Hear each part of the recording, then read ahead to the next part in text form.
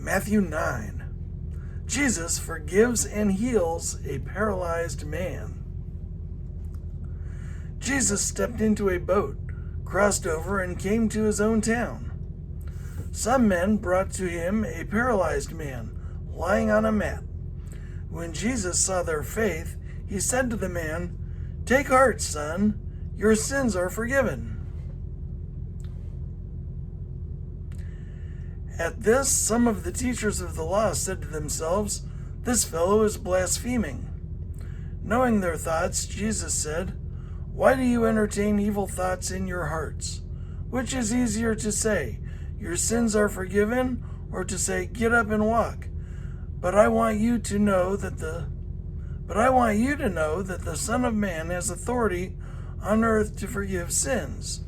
So he said to the paralyzed man, "Get up, take your mat, and go home." Then the man got up and went home. When the crowd saw this, they were filled with awe, and they praised God who had given such authority to man. The calling of Matthew.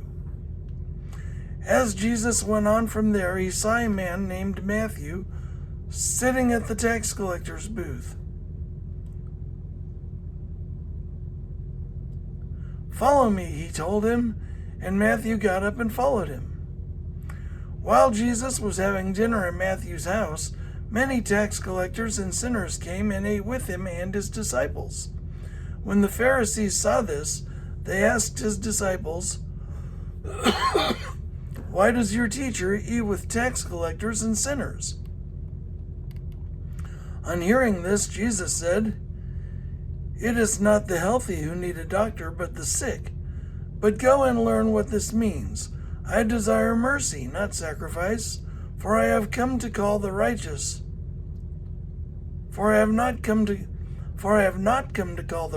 but sinners." Jesus questioned about fasting. When John's disciples came and asked him, How is it that we and the Pharisees fast often, but your disciples do not fast?" Jesus answered, "How can the guests of the bridegroom mourn while he is with them? How can the guests of the bridegroom mourn while he is with them? The time will come when the bridegroom will be taken from them. Then they will fast. No one sews a patch of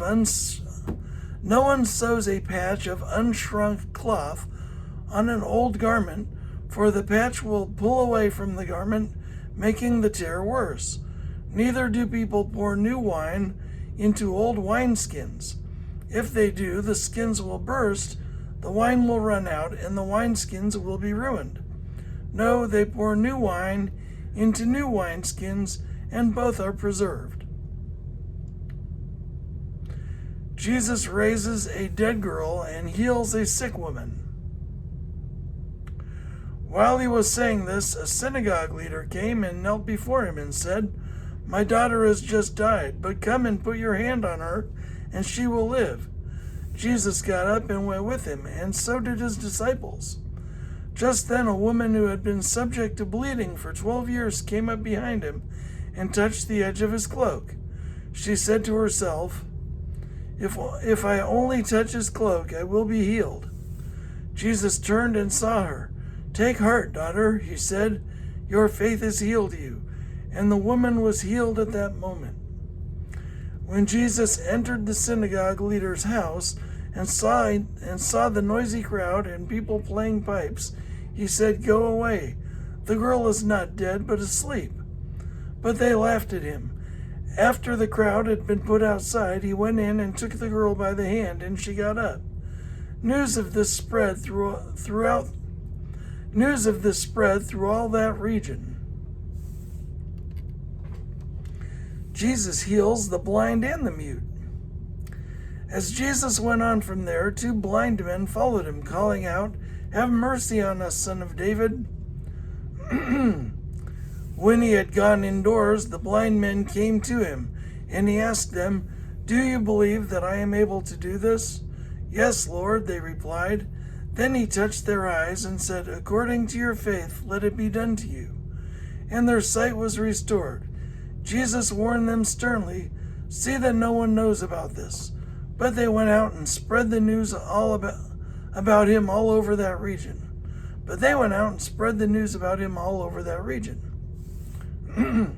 While they were going out, a man who was demon-possessed and could not talk was brought to Jesus.